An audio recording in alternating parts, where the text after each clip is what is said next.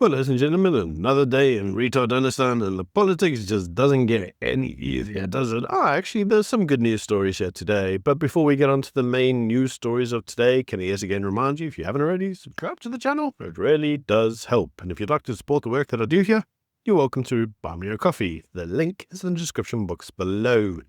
So let's get on to the first news story. And this is the news story around the Bloemfontein Metro. Now, for those of you who don't know, in the former Bloemfontein Metro, the number of ANC-linked tenders that went out have now come under scrutiny, and there's some actually very interesting statistics that's come out here. And they really do show you the levels of ANC corruption that occurs in many of these tender-ridden municipalities. So according to the news, this municipality paid 10 to 15 times the market rate for many goods and services, with some prices being inflated by 1,500%. Yep, 1,500%.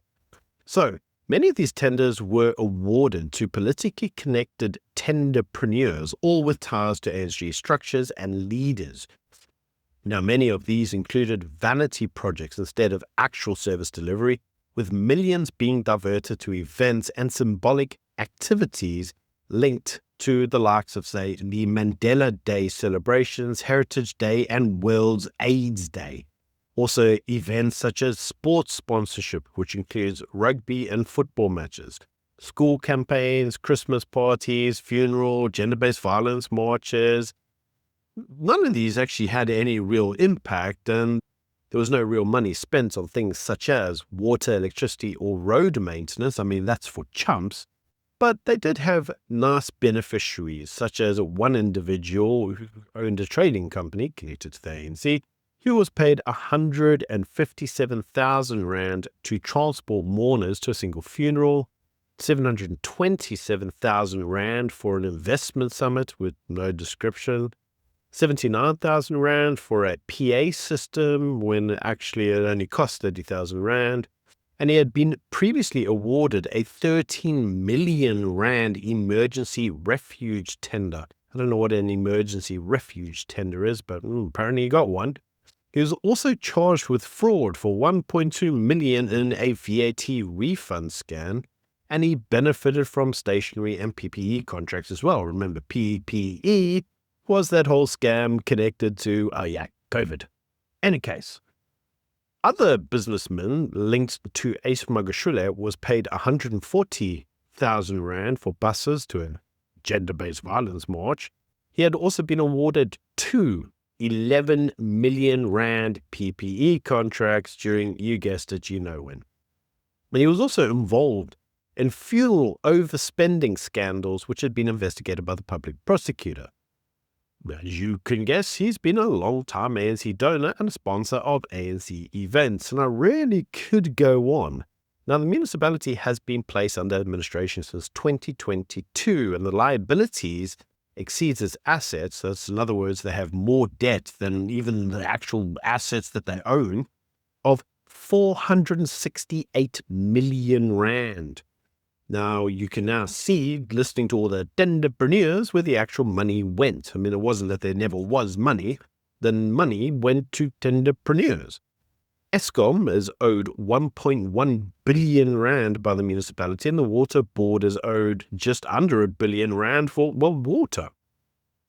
Now, irregular expenditure amounts to 278 million Rand. Fruitless and wasteless expenditure, 130 million Rand. Unauthorized spending of nearly 1.9 billion Rand.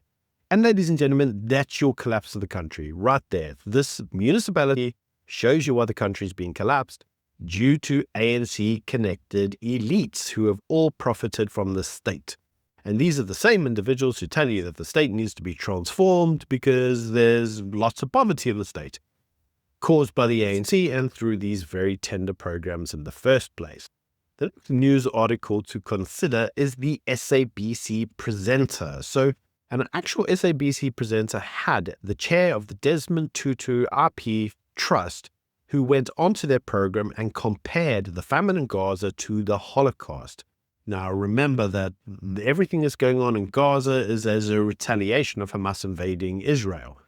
They didn't put up camps, round people up, put them in ghettos, send them to camps and burn them as fuel and not allow them to escape. But apparently this comparison, which they thought was not provocative, was perfectly acceptable. Now, the SABC presenter pushed back on this and said that is actually a provocative comparison and potentially undermines the Holocaust's memory. Now, the Palestinian Solidarity Campaign then complained about the presenter's comments on the basis that she was apparently mitigating the suffering of the Gazans, and quickly suspended the presenter underneath the idea that apparently she shouldn't have done that, because while SABC is under pressure to show multiple views in line with their Broadcasting Act, management said that the suspension was necessary to present credibility and impartiality. So it's amazing when you actually get through to the legacy media. Impartiality is by towing one line and pushing forward one narrative. And if you question it or ask any form of questions about it, that's now classed as being politically sensitive, and therefore you need to censor that individual. This is the juggling act you now have with state broadcasters, because the reality is, let's be honest, the state has a narrative, they want to push that narrative, and their broadcaster is under significant pressure to push that narrative, whether or not it's correct. So for me personally, I know nobody on this channel probably watches SABC, but to be honest, this actually shows you very much why we as the alternative media say that legacy media is just, well, it's bought and paid for and is corrupt. And many of these outlets will say, well, we're not actually bought and paid for, like we didn't get a check in the post, but you're part of the system. And being part of the system means that there are certain lines that you have to follow because you're part of the system. Therefore, you are captured. Even if not directly, indirectly, you're captured. In any case, moving on, let's talk about what I think is the most important story of today. And this is really some US updates. So let's start off with the first one. And this is the idea that South Africa could lose access to SWIFT. Treasury has been asking questions specifically around what is the potential risk of South Africa being removed from SWIFT.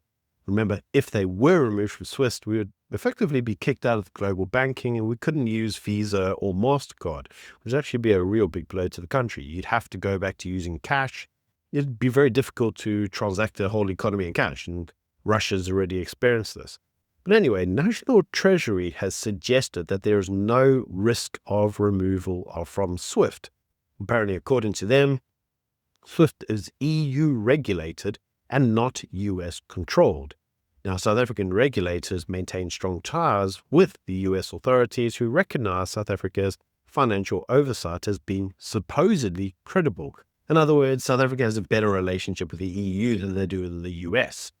Now, as you'll know, the Republican Congressman Ronnie Jackson tabled a bill calling for a full review of the SA-US relations, and that bill has accused South Africa of aligning with China, Russia, Iran, and other terrorist groups such as Hamas. And they propose sanctions against corrupt South African officials, of which we know there's pretty much all of them. Now, as I said, the reason everybody's worried about this is because Russia was cut off from SWIFT, and it had a massive crippling effect to their financial system. It didn't collapse it, but it made life a hell of a lot more difficult. Now, the Reserve Bank's reassurances have been given that ultimately any sanctions made against South Africa would be against targeted individuals and not the country as a whole.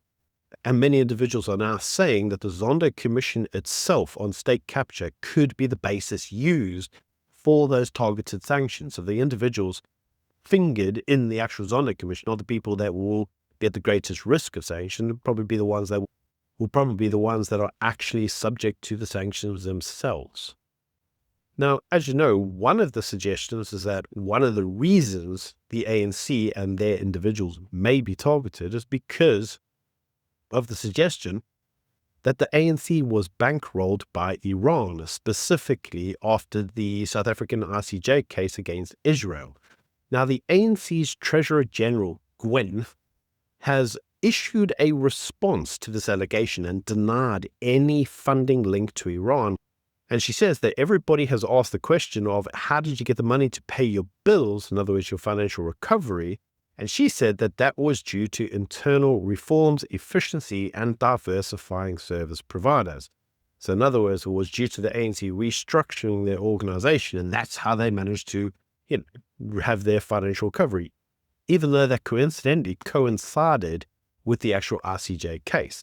Now, in typical fashion, these people are just not very bright, because she says that the RCJ case against Israel was actually funded by South Africa's own national budget. She says in the year of the 2025-2026 budget year, 35 million was allocated and another 36 was allocated for 2026 to 2027. But the actual case itself was raised before then. And you still haven't told us how you managed to fund the monies for the previous case. So who knows? In any case, US lawmakers are increasingly suspicious of South Africa's foreign ties, with the allegations used to justify their call for the trade tariff. So we know that because of South Africa's links with many of these countries, that was the basis for the actual trade tariffs, because of our unscrupulous activities siding with parties that the US considers to be hostile to itself. We know that the ANC continues to have unpaid salaries, and they have continued to have all these operational crises. And the ANC itself say it's basically because of the Political Party Funding Act, which has made companies reluctant to contribute to the ANC or donate to them, because now you'd actually have to be in the public domain, and we'd all know who basically paid the money. Now, in response to that, Ramaphosa signed, and it's amazing how quickly he signed it, a new funding criteria which allowed disclosure thresholds to be doubled to 200,000 Rand, with an annual cap per donor raised from 15 million Rand to 30 million Rand. So he basically got rid of the act. I mean, he kind of watered it down and made it easier for parties to basically contribute to the ANC without anybody in the public being, well, none the wiser. Now, the ANC says that many of the donations are now being made via the IEC's Multi-Party Democracy Fund instead of directly to the parties. And they said the result of this was that actually it was making it harder for parties to actually hide their disclosures of what they sent. And that was the reason they say that they were in financial troubles. But, Gwen, we need to think about this. Think about this rationally. ANC currently has salary issues again. They're not paying their debts again. News is today, yet again, the ANC now has problems actually paying for more campaigning and political posters, the same thing that got it into financial problems in the first place. Seems the ANC never learns. And I've got to ask, like, what supplier is still giving the ANC election campaign material, knowing that all the other suppliers in the past were never paid? I mean, these must be suppliers that need their heads checked. But in any case, you said that the way the ANC sorted their financial recovery before was due to internal reforms and forms of efficiency and diversifying service providers, so that should now carry on. But now the problem has returned in the same way it was before, which means that anybody with a brain cell would say, well, then what actually happened is you had a cash injection, the cash is spent, and you're still back into the position you were in before, where you had no money. So where'd the cash injection come from? That's why we say you were paid by Iran. So ladies and gentlemen, do let me know. What do you think in the comment section below? Is Gwen talking out her backside, and did they actually take money from Iran? I don't know. You let me know. Now, moving on, the news now is that the post office, remember that company that used to actually deliver post? Well, they're now bankrupt. Well, anyway, they say that they have suspended all parcel deliveries to the US. And I've got to say, the minute I read that headline, I was like, didn't actually know anybody still sent parcels to the US via the post office. I thought everybody uses private couriers.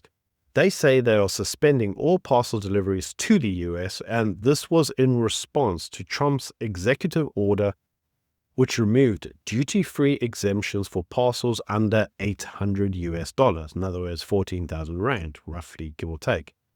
Now, according to the post office, they will still allow delivery of letters, documents, or other exempt mail, but they are suspending parcel delivery specifically, and it's all in retaliation to the 30% tariffs. Got to say that I read this and I did look at this and just think to myself, will anybody even notice? Does anybody even still use the post office? The post office make this sound like this is a really big thing and the consequences are dire. But nobody sends anything via the post office anyway. No one really gives a damn. The post office has been in business rescue since 2023. They've already used 3.8 billion rand in order to modernize the post office, and nothing's happened because, as per usual, tenderpreneurs, look at the first news article we covered today. They're still struggling with inefficiencies, debts, and the risk of liquidation. The post office are still, frankly, well, bloody useless. If we look at other news, Solidarity's officials are traveling to the US in September and October to lobby Donald Trump's administration against the 30% tariffs, because the ANC hasn't actually been able to do anything about these 30% tariffs because they're useless. And so Solidarity is going over there to try to see if they can sort out some kind of deal. Now, the ANC spokesperson, Vincent, has dismissed this as an apartheid-style disinformation campaign and called Solidarity's lobbying a subversion of democracy. Well, you see, it's not. It's effectively their members are suffering massive job cuts or potentials of business damage. They can see the ANC is doing fuck all, so they're going to try and negotiate something themselves in order to, well, save their businesses because their governments are useless.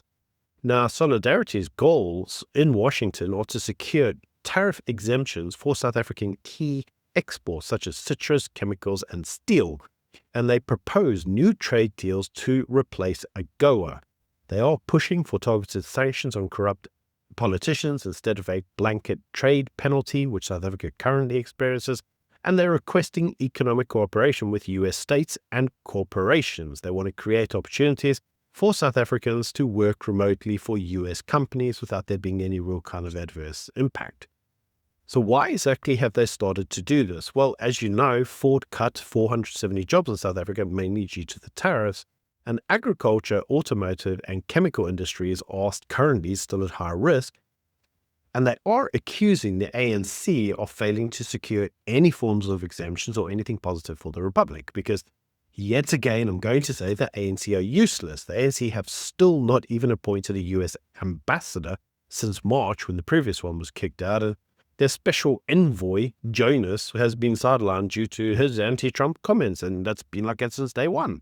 So who is currently filling the diplomatic gap left by the ANC? And Solidarity says, well, you morons are incapable of doing this, and it's having a massive impact on South Africa. We'll do it. And to be frank, yeah, I think that's 100% correct. In other news, the government shows that they do actually understand what's at risk here and why exactly the Solidarity are doing what they're doing, because the government themselves claims that around 30,000 jobs are at risk due to the tariffs. But many of these exporters actually say, you government's underplaying it, like there's 100,000 jobs at risk due to tariffs. And this is specifically just in relation to like small vulnerable sectors such as citrus, or the wine industry, and any form of manufacturing sectors tied to the US. So you see, it's really important that these jobs are saved, which is why Solidarity is like, if the government is unable to save them, we'll save them. Now, the government does seem to think that all they're going to do is just pivot to markets like China or Japan. But many of these logistical companies have now come forward and said, look, you guys are stupid, because when you come through to things like citrus or any fresh vegetable like agriculture, the amount of time it takes you to send goods abroad are really important, because obviously goods such as these, fruits and agricultural items, well, they rot, they go fraught. So you need to get them there as quick as possible in the best conditions so that the goods are still able to be sold in the local markets whilst they're still in a healthy state. And they said, when you send goods to the US from South Africa, the direct shipping route only takes 18 days.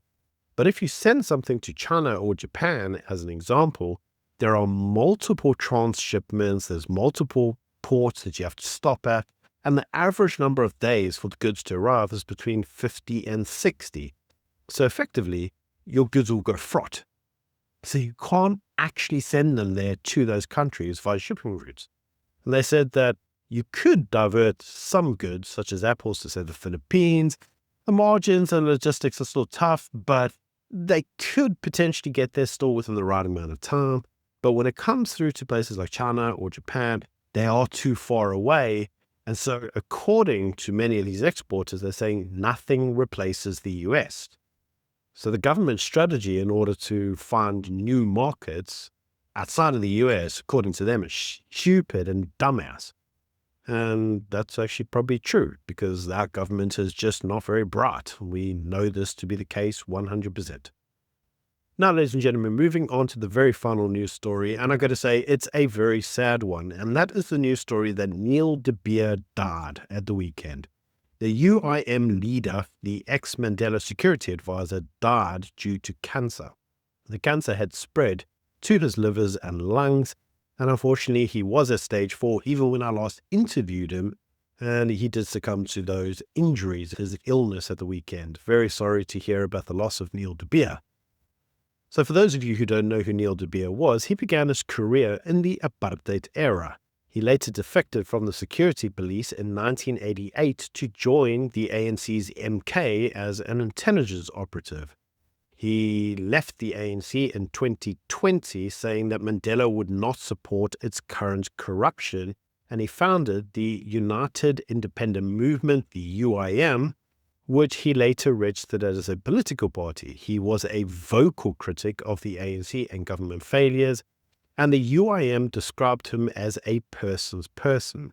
Gator McKenzie praised his sharp political analysis and his brutal honesty, and he is unfortunately a big loss in the country at a time when South Africa's politics face a large amount of uncertainty. He will be remembered as an individual who reflected South Africa's turbulent shifts. He went from an apartheid enforcer to an ANC insider to an outspoken opposition leader of the ANC. And all I would say is Godspeed to you, Neil de Beer. May you rest in peace. In any case, ladies and gentlemen, that's it from me today. Do let me know what you think of all the news stories in the comment section below. Until tomorrow, bye.